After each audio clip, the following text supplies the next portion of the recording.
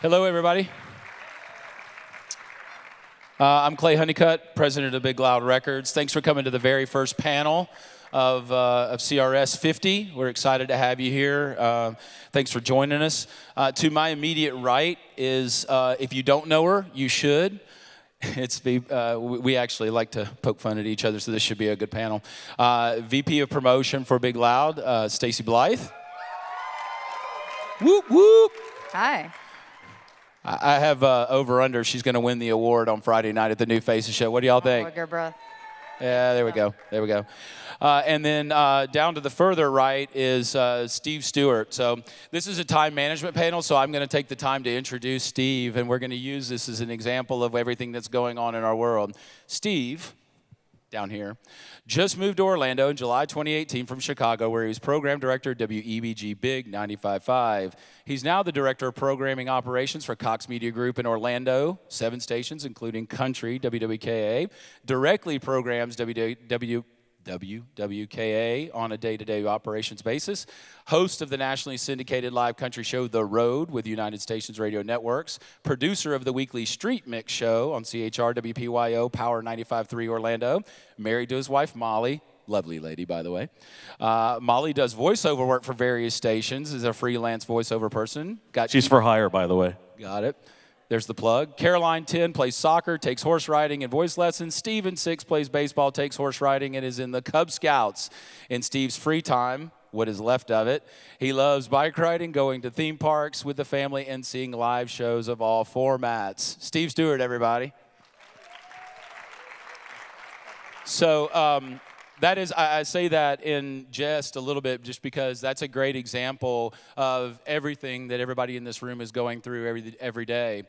We all have very, very busy lives, not only at work, but we have very, very busy lives in our personal lives with wives, significant others, kids, everything that's going on. And so wanted to kind of start CRS off, and it's probably appropriate to be the very first panel of CRS just because we are, you will all get tugged in about 800 different directions this week. You will be asked to go to so many performances, so many listening events, and just come here and listen to this, come see that. Can we have coffee? Can we have breakfast? Can we have lunch? And oh, by the way, the job back at home doesn't stop, so you still got to keep your work going and get that done. So it's pretty appropriate that we start this way. Where we want to start today on time management is really about the people in our lives. Let's see if this works. Boop, boop, boop, boop. Nope. There we go. We already done that. Come on. It's a nice photo. You look mean look at in that picture. Man, that is smoking, right? Wow. Blue steel. There we go. So, you know, the time that we have to do all these things is always the same. The only thing that improves constantly is our ability to manage it. We can control our own destiny, but it's going to take some guidelines, and it's going to take some things that are going to be hard. Some of the things you're going to hear and see today, you're going to say, oh, I already do that. No big deal. That's part of my life. And then there's other things that may stir you on to pick up other habits and good habits in that way. Plus, it'll help you kind of control some of the people that impress themselves upon your life. So this is going to be good. So the first thing we want to start with is time vampires. I want everybody to do a little visualization with me. If you will, close your eyes for a minute, and I want you to imagine the person in your life that sucks the most life out of you. You got that person in your head? They could be a work person. It could be somebody you work with. It could be a boss. It could be David Friedman. Yeah. Is David in the room? Yeah. Is he here? Nice. I love him. Stacy, do not visualize me as the time vampire. So, but it's it can be somebody at work, it can be somebody at home, it could be a spouse, it could be kids, it could be anything like that. But what you have to do, you know, some of the keys to really dealing with time vampires is identify those people that take the most of your time. it is very, very important to manage those individuals and to really, but you got to know who they are first. And if you think about your day, who's that salesperson that walks in and says, and they're always the same one that says, I need 5 minutes. Or they walk into the control room when you're on the air and just saying, hey, can I ask you one question? It's never one question. It is never. I see people laughing already. This is going to be good. Yeah, but you know what? You bring up a good point on that, because if you don't set the boundaries with those people, it's never going to change. And it's okay to set the boundaries, obviously in a great, friendly relationship kind of way. But, I mean, we've had to put signs up at times, stay out of the studios. It's the sanctity of the radio station is right there. It's okay to close your door. Close the door. Yeah, sometimes closed door policy is a good thing just so you can get your work done. Sometimes it's okay. There's several individuals, and I learned it when I was at iHeart, but it's okay every once in a while to work from home, to go take a half a day just to catch up, because there's so many people coming in and out of your office and interrupting you all the time that it's hard to get stuff done. So then on the next one, manage that relationship. Don't let the relationship manage you. You are the controller of your time. We know you all have bosses, but even your bosses can be managed. If you do it correctly, it's your responsibility to do that and to manage up. You've got to be really proactive. I had a general manager, my very first general manager in the business, Sammy George, who when I worked at US 101 for a lot of years, my day always started. I got to the office 30 minutes before everyone else because he was an early riser, and he was always at the office by 7. I was always there by 8.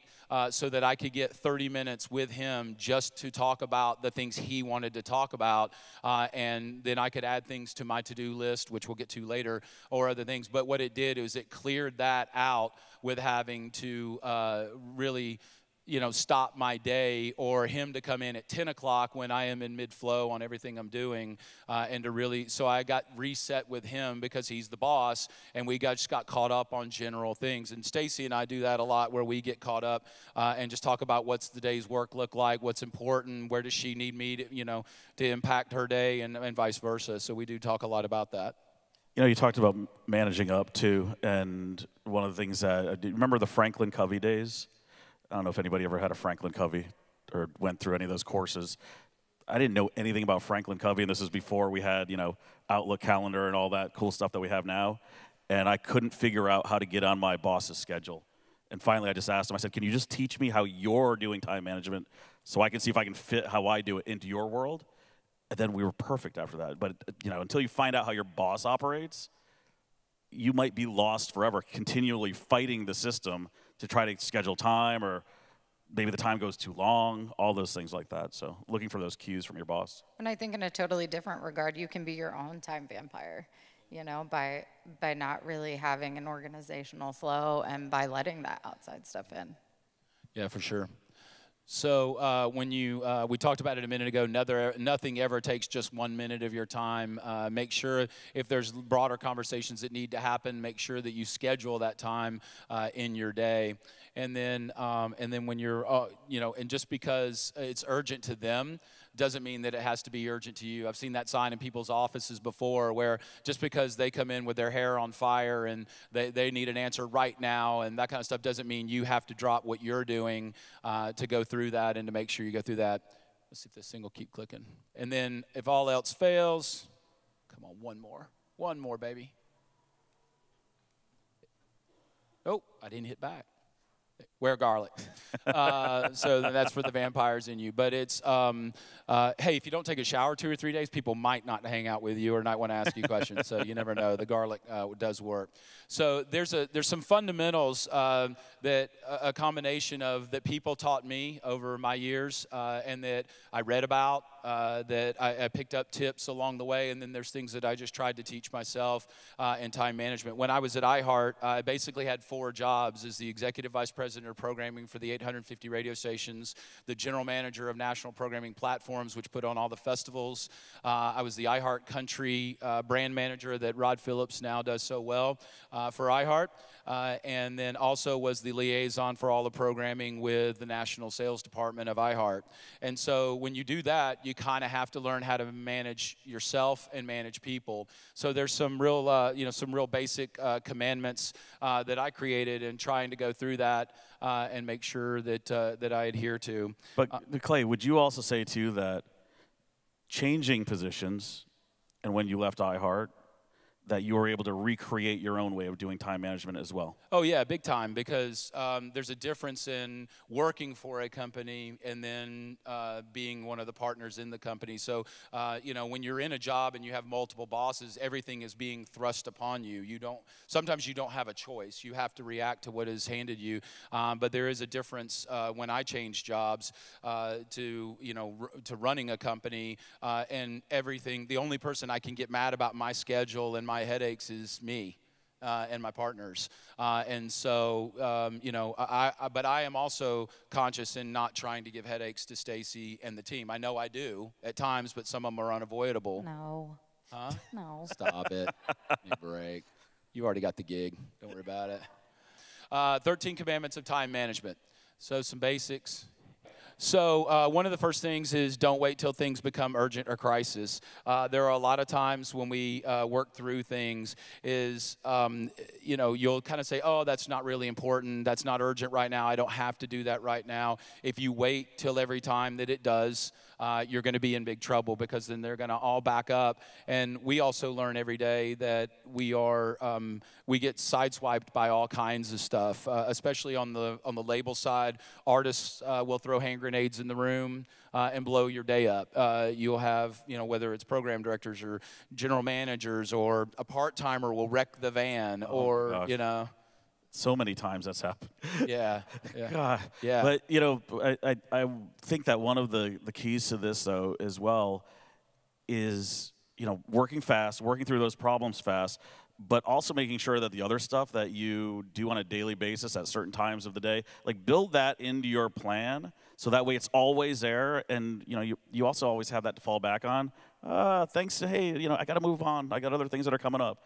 And stick to those, goals that you have in your calendar as well. That helps you when you're going through things like this, and that way things don't stack up on you. Yeah, I think the biggest point of this here is that you've really got to be prepared for the unexpected, because somebody will hijack your day. Something's going to happen, and again, it could be personal. A child can get hurt, and you got to leave work fast, or whatever it happens to be. And the trains have to keep moving. It can't all back up because of you. So another thing is to pick your priorities. This is a huge thing and we'll talk about to-do lists a little bit, but one of the deals about a to-do list is being able to prioritize really big time on what is the most important. Too many times, and I have been guilty of it in the past, you make a to-do list and then you don't really put it in priority order, and you start with the easy things because it all makes us feel really, really good to check things off of a list. That's not always the most successful thing, because really probably what you need to be doing is tackling the biggest thing first and making sure that you're handling that. And just making sure that, I use a numbering system, on a 1 to 5 scale. 5 is the highest priority, 1 is the lowest priority. And then if there's others involved in it, then it really is a who's doing what by when type of action plan. So it really is about not just making the to-do list, but then prioritizing what's on the to-do list to make that happen. And then next up is make a to-do list. We were just talking a little bit about that. Stacy, I know you do a little bit more, and you do that pretty well. I'm a total list nerd, but I still use a paper planner for everything. I know some of my team laughs at me because I just carry this huge planner around everywhere I go, but I use a color coding system with personal priorities, whether it's my daughter, something that needs to be done with my daughter, or something that needs to be done at the label. And that's how I organize within that to-do list and prioritize by color. And I'm glad that you brought up all the book and everything that you have that you do, because one of the things that, I don't want anybody necessarily to think is that any of us are truly naturally organized people. I'm one of the most unorganized people on the planet, but if I wasn't doing some of these things daily, my life would fall apart. I mean, I can't even pay bills on time. I think I just got a phone call from Chase over there about a car payment. Yeah, nice. Yeah, you definitely got to have that. And it does involve, I think it's an important point to emphasize, that it does involve both personal and professional, because your to-do lists are, they intermingle and your day intermingles. It's never just all work or all family, so make sure you're doing that. Also, on your to-do list, one of the big things is to identify what are the must-dos and the nice-to-dos. Those are really important because it is, again, I think some people make to-do lists, and because it feels good to check off a list, and there are things in my day when I start my day, I think, well, yeah, if I can get to that, that'd be great. I would love to get to that today, or I need to spend some more time in the studio, or I need to do this, or I need to do that. But there are things I must do first. This is a fundamental that, parents try to teach kids in the process of, you got to do your homework in order to play outside. And our homework is our job. And so one of those things is, handle the big stuff first. You're kind of seeing a repetitive message a little bit in that making priorities, making a to-do list, going down that to-do list, and then making sure that you get the big stuff done first. And then if you do that, then when the blind sides come, you're ready for them and you have time to handle them. But then also when you do have some time and you get done with the big things, maybe you get some time back for yourself. Maybe you get 15 minutes to catch your breath, or 30 minutes to catch your breath, or to actually eat lunch not at your desk, and those kind of things, because that's all a really important thing. Next big thing, so we've talked a lot about to-do lists, but I would say dare to break the to-do list. There are others that I've seen, and I was guilty of this for a long time, and it would frustrate the life out of me that I would make kind of my schedule for the day, and I would have a routine, and I would, I would want to make sure that I got to everything on that list, but then I wouldn't. It frustrated me when people intersected my life and got me off my list and got me off my day. And I would get really mad. I would get upset with them, and I would be frustrated because I needed to get back to my stuff. And none of us in this room have a job that enables you just to singularly focus on you. You're having probably 30, 40 people intersect with you at any given day on any given time. And it's one of those things that you got to be prepared to say, okay, I'm going to forget the rest of the to-do list because we have a real issue and Stacy and I need to handle that, and so I'm going to have to give up on these 2 or 3 things. But again, if I've started with the most important things in my day and gotten that out of the way, then the rest of my to-do list can wait or can be put off for a little bit. So it is one of those things of you want to be structured, but don't be so rigid that you're not flexible and you can't work with your team and you can't help your people and you can't help your boss and you can't figure things out or be there for your family when they certainly need you. And then one of the things that I definitely want Stacy and Steve to chime in here too is human nature is to, when things go really bad and things hit the fan and, music logs don't get loaded, or, the part-timer didn't get scheduled for the remote, or, Or somebody wrecked the truck again. Or somebody wrecked the truck, Yeah. or whatever. It's human nature to go, how did this happen? Why did this, why? Who's responsible for this? And we all spend so much time and energy and angst trying to figure out why it happened and who did it. And who can I blame, and who do I need to fire next, and those kind of things, or who to blame it on if it was you. So sometimes that happens. But it's one of those things of desperately try to not get caught up in that, and instead look for a solution. And, what are the solutions to the part-timer wrecking the van? What's getting ready to happen next? Well, and I fix think the problem. I think that it kind of goes into the whole, there's a time and place for everything.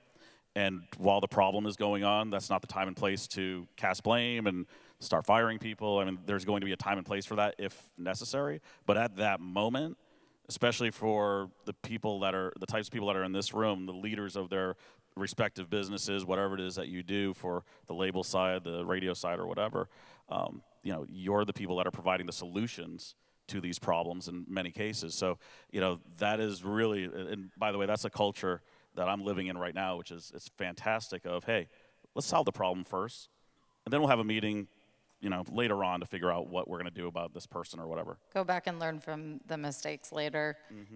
Our team, we do this every day. If there's a fire, let's put it out. Let's figure it out. And then we'll come back later and talk through how we could have done things differently. And that's where you pull your resources of, the people in the building, because whatever the situation, part-timer wrecked the vehicle.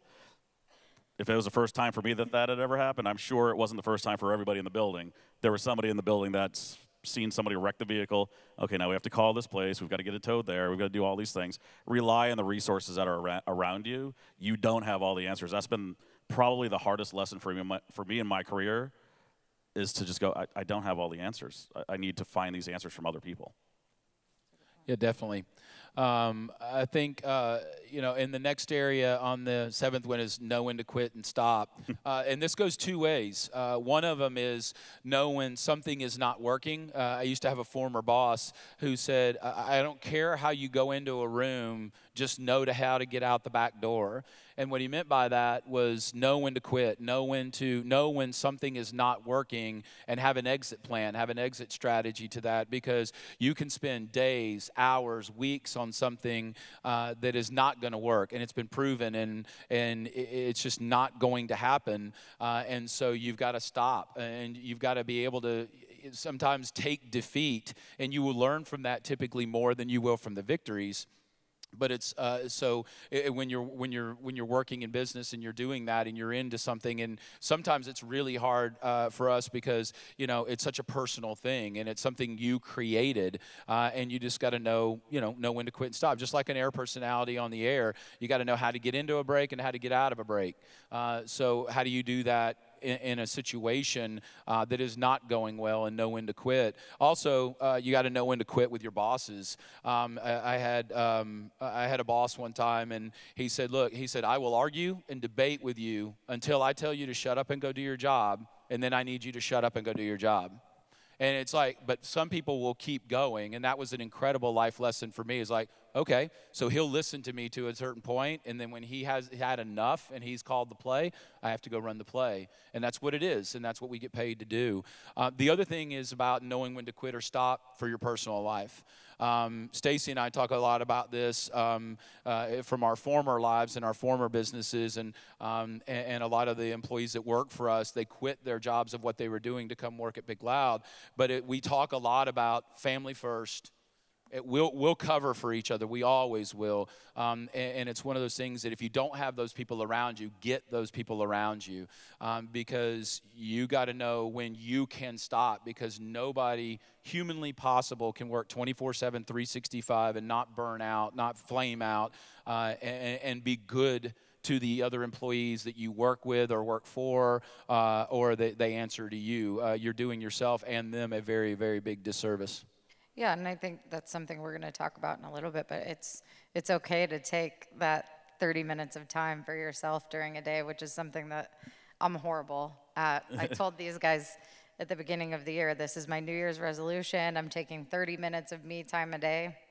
I mean, I do it here and there, but what's most important to me is making that family time during a day. And, we're in a situation where I am very fortunate to work where I work, and family comes first. And I know that we aren't all afforded that luxury, but well, it's like a diet, right? You go on diets. Totally. Sometimes you're like, well, I'm going to cheat today, or I'm not going to, follow the diet to the T today. I'm going to do something a little different, or you just blow off the diet at times and go, oh God, I got to get back on this diet again. And it's like being on a diet, doing time management, And it's a daily thing. It's just telling yourself every day when you wake up. Right, you got to prep your meals. Yeah. You got to do all the stuff that you do when you go on diets. It's the exact same thing. And it is funny though, because I like to take advantage of some of those downtimes when I know that, okay, what else am I going to do, right? I mean, I call it me time versus free time. And so the free time is like when I'm, with my family, the kids, and they're just going to goof off, go do whatever. And then there's me time. And for me time... What else do you call it? What's that? What else do you call your me time? Or pee time. So I'm going to be honest. There are people that are in this room and on this stage that have received emails and text messages from me while I'm on the toilet. It's because what And else? it's time management at its finest. It's right time. there. Well, I'm just sitting there. I mean, what do you know? All right, catch up on some emails, do whatever. Hey, is this like the Seinfeld episode when you go to turn your phone in? Do you tell them it's been in the bathroom and stuff, like the book? He tried No, they let me keep my phone for my last job, so they wanted me to keep my phone for my last job. They knew that too. So, but honestly, I also and I kid sort of about the bathroom. I do that, but. In the morning on the way to work, on the way home in the afternoon, some people use that as time to decompress and get themselves set before they're either heading into work or they're heading home. You know, a lot of times I'll go through my list, or at times I'll use that as a time to get on the phone with Stacy and go, hey, I got 20 minutes before I'm home. What do you want to touch base on? Let's go through this stuff right now and let's knock it out. You know, that to me is going to be a lot better of a time to do that. I know it sounds weird because I don't have my computer and my papers around me, but I know that at some point I'm going to be talking to her in my office. And to your point, a salesperson's going to come in, a part-timer's going to come in, the station vehicle's going to get wrecked again. And that's what's going to end up happening. So I do try to take advantage of those little nuggets of time, and I'm completely candid up front. I have 20 minutes. I know I'll be home in 20 minutes, and then after that, I'm off the grid. And that's hard to stick to. It's hard to stick to when you tell people, I have 5 minutes. That's all I have, you know, and I'm guilty of it myself. Taking a call from the regionals, I have 5 minutes and then I have to run, and then, you know, it gets into 10 minutes, 15 minutes, and again, that's on me. I have to know when to cut it off. For sure. All right, we'll keep moving. Next is don't look back. Most of the time, I tell people don't look back because there is death and mayhem behind you.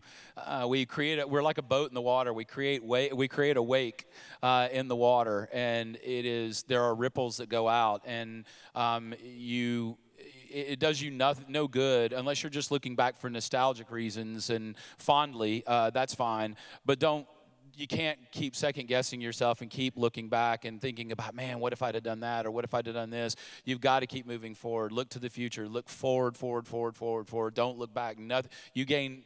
You know, if you've done a if you've recalibrated after an incident or something like that, and you've had a problem and you rehashed it, just don't repeat it, but don't look back. Then put it out of your memory. You hear about athletes, professional athletes saying, I can't think about that missed catch or that strikeout or whatever it happens to be. I got to put that out of my head. Or the great shooters in basketball, they're just like, they don't even think about that. They don't care that they missed 25 shots. They remember the 10 that they hit and put up 30 points that night. So don't look back. You just got to be unconscious in that way.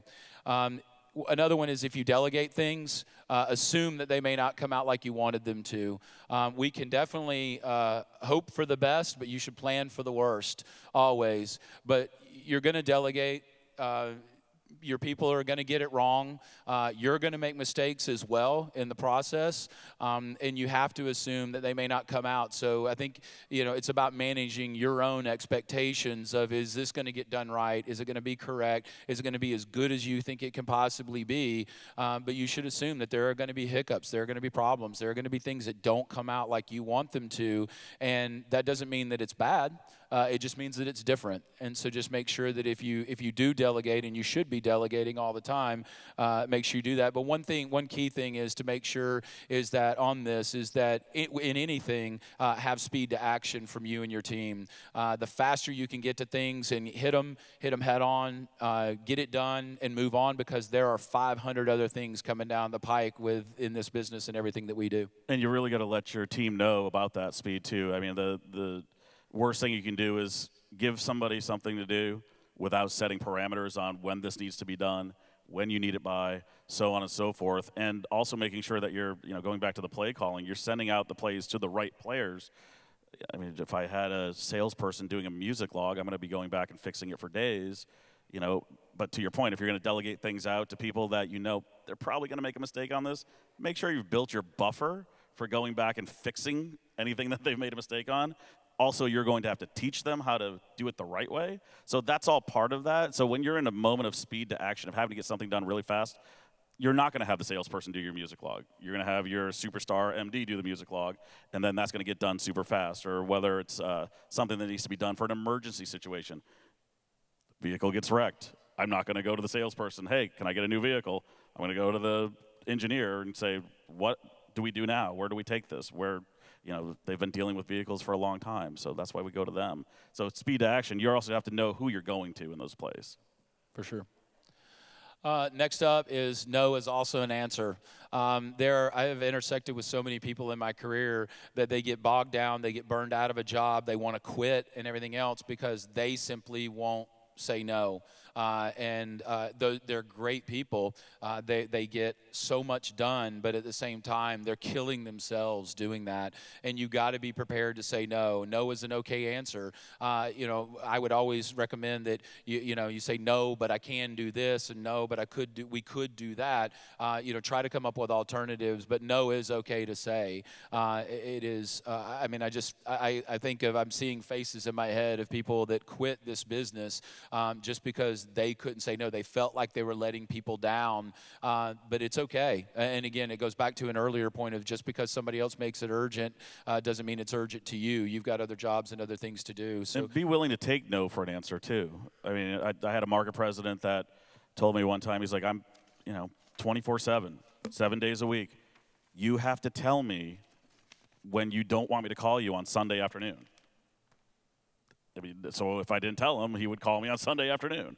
And I got an idea. We want to do this. We want to put this together. Okay, he set it up for me. He told me he was 24/7, and I didn't tell him no, so I left the floodgate open. But then when I told him no, he backed off. Yep. I think Clay tells me that once a week at least. You have to say no because, it's very easy to be a people pleaser and take everything on. And that makes your to-do list just keep growing. And my husband is over there. He tells me this every day. You have to know when to say no. And sometimes it's for different reasons. Oh my God. Did I just say that? Oh man. That was your Tyler. outside voice. But it really is true. And I see a lot of faces in this room who, you don't want to disappoint each other, and you're not going to say no, but you're just expanding your list every time you don't say no. For sure. Next up is take 30 minutes, take time to catch your breath, find your motivation. You have to schedule this. You can't just say, well, I'm going to find 30 minutes in my day, block it off. If you're on the road, if you're visiting another market, or if you're visiting with radio stations, or you're working and things like that, schedule 15, 20-minute increments in your day to answer emails, to catch up, to just catch your breath. Don't answer the phone while you're eating lunch. Don't, always make sure that you find little segments. Again, it's hard to find an hour in a day to get an hour solid, but if you find 4 10-minute segments, if you find 2 20-minute segments in your day, it's okay and put it on your calendar, put it on your schedule, where if you got an assistant or somebody else tries to book you for a meeting, he's like, I'm not available, I can't do it, I can't do it, I can't do it, I can't do it. And it's an unbreakable thing unless the world is just collapsing at that time. Again, be okay to break the to-do list, but make sure that you find that time to catch your breath and take it, because there's so much coming at us every day, and it's sensory overload, and it's emails, and email is part of the job. As much as that stinks and we don't want to do that, and we'd all rather have face-to-face meetings, that's not humanly possible. And you get into an email chain that's 60 deep, and you've got to answer those, you've got to handle it, you've got to manage it, but you got to find time for yourself to catch your breath and go through that. And then one of the really key important things at the very beginning of any project, of anything, is to make sure that you remember to share the vision with the people you're leading and get there fast. There's a typo, faced. But is because that's really half the battle. You will save so much time, answer so fewer questions, answer so fewer emails, do everything as if at the very beginning of starting a project or launching a radio station, launching an artist, putting out an album, putting out a single, doing your shift. Everything else is just to share the vision with who are the people that are going with you. You can't expect them to read your mind. You can't expect them to just automatically pick up on what you're thinking. thinking, and then you're sitting there kind of and they're going, I don't know what you want me to do. Or you're looking at them, yelling at them, going, why isn't this done? And they're like, you didn't tell me to do it. I didn't know to do it. And so that's unfair to them, and it's just going to cost you 5 times the amount of time. You know, it's funny because I think everybody in this room is at different levels as far as how long they've been in their current workplace, right? So you may have been in your current workplace 5, 10, 12 years and think that everybody knows what your vision is, and then you throw something out and everybody's like, what? Wait, where did that come from? Well, you guys can pretty much read my minds right now, can't you? And that you start getting that mindset of, because that team's so gelled together and so moving forward, but then all of a sudden you hit a stumbling block. You don't know why you're hitting that. And so as a manager, you're frustrated. You're like, well, we've been doing so good for like 10 years. What's going on? But the vision constantly has to be shared. It's not just a one and done, and you set it out there, and everybody's going to stay on board for however long. It's a lot easier actually to share the vision when you're the new guy in the place. Like right now, I'm new at my position. Or if you're launching a radio station like we've done, and you say, well, this is the vision, this is what we're going to do, we're going to move forward. But it's actually harder for those of you that have been in the same position for a little while because you think everybody's on board, and you don't realize that there's drift. People start having their own visions of what it's supposed to be.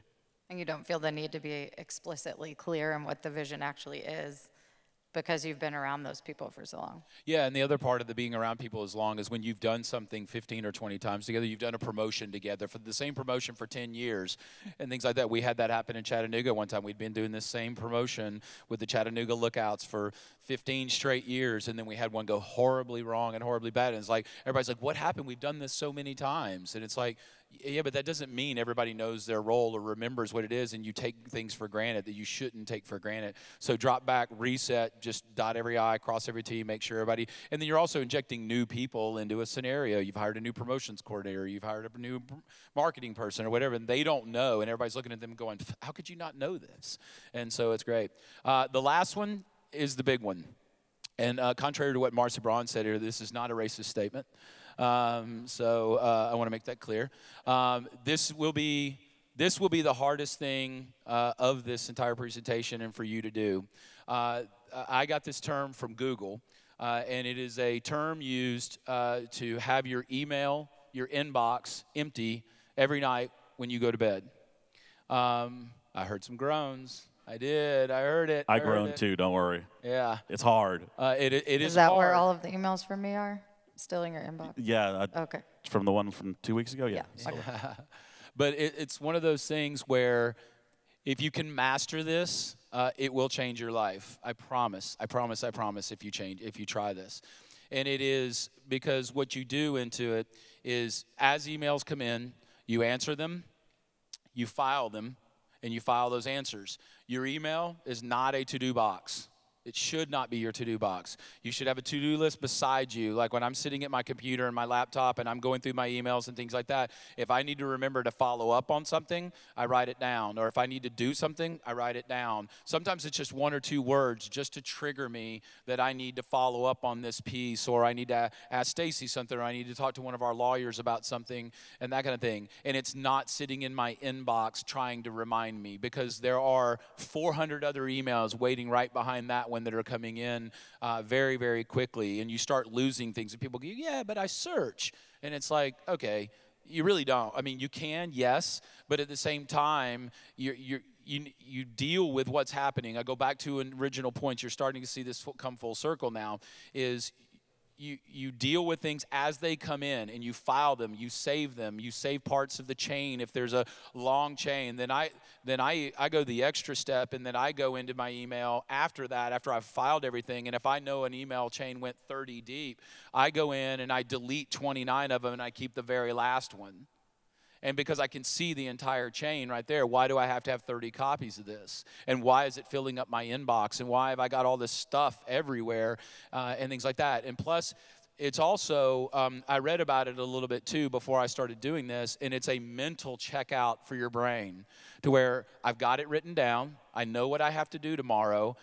Nobody's waiting on me right now. Nobody's waiting in an email for a response from me or anything like that. I also personally carry a 24-hour rule. If you reach out to me, I will respond to you in one way, shape, or fashion within 24 hours, because I want you to do that for me. because you're not just calling me to chit chat and have a great, and just have a nice little conversation about our kids. You're calling me about business. You're calling us to talk about something. But if you can manage this, if you can get to this process with your email, I just see so many people that their email dominates their life and it runs their life, and it's because you never get caught up. One of the ladies that I worked with at iHeart, I walked into her office one day, and she was like, "Don't look at my computer," because she knows I do this. And I was like, "Why?" And I stepped around her desk, and she had 12,000 emails in her inbox. I literally almost went into convulsions. I was like, it just gave me the heebie-jeebies. I mean, I was like losing it. And I was like, "How do you operate with that?" And she's like, "Well, I just search for everything." And I'm like, "But how much time does that take you?" And then you got to look through the certain ones, or if you search by a person or a subject, there's so many subjects and there's so many emails and things like that. It's just go to your file, find the last one. It's right there. So how detailed is your filing system? I mean, is it like insane or? No. Reasonable? No, it's reasonable. I do things by subject matter. So every artist has a folder. Every person that works for me has a folder. Like if I have correspondence with one of the regionals or with Stacy or something like that, I keep that email trail. No, but I think at the end of the day, it's one of those things too. It's a great paper trail to cover your butt. I can't tell you how many times people have come back and said, "I never told you that." Whoop, wait, hang on. Here's the email you sent me. And if you've got all that crap in your inbox and you haven't been filing it correctly and things like that, you can't cover your butt in that moment. So it's really important. But it's and then some other elements that go along with this is the nighttime and when you can really check out. I told JoJo Turnbow one time, I was like, "Hey, put your phone in your bathroom. Don't put it beside your bed, or at minimum, go into it." And use on the iPhone, you've got a do not disturb. But if you've got VIP set up in your phone, they can still get through, but nobody else can get through. So Stacy is one of my VIPs, and so if she hits me after 11 o'clock at night, she's either A, got a really big problem, or B, she's hammered and she's drunk dialing me right now. Sorry, Tyler. It's happened, by the way. But I think, and Stacy, I think you do a little things different. I know we got a couple of minutes, but I do want you to talk about that. Yeah, I don't necessarily do the completely white at night, and I know MTK does this too, I believe. I don't leave anything unread. I am guilty of using it a little bit as a to-do list, but I take everything that's left in that inbox and make sure it is written down in my planner so that I make it a priority to get to those things. I have a whole filing system. I have a lot of folders, but I always have everything right there. So a little bit different. But I also subscribe to this blog by an artist manager out of LA, and it came through one morning and said he had changed his life by turning off his email notifications on his iPhone.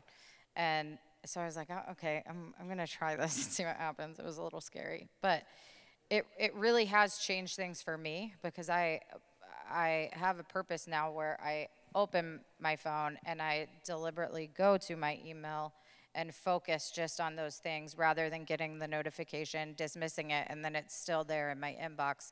I address it and I'm going to the app to do that at that time rather than it cutting into anything else I might be doing at the time. Yeah, and the other thing about the notifications is they're great and they help you, and there maybe should be certain people in your life that the notifications pop on your phone, but my wife, who is actually in the room today, gets on to me sometimes because we'll be watching a movie and the phone will be laying beside me and it'll light up. And then I'm immediately like this, and then I pick up the phone and I'm doing this and that kind of stuff. And that's not a good way to be. I mean, that's that time with your family and your time that you should be. We talked about it earlier. Now, again, coming full circle, it's that time down to kind of chill and to not have to answer things. And I know that if Stacy or any of the team needs me, they'll call me. It'll be okay. And they're very capable and they can handle everything. But there are ways to work smarter. Not harder.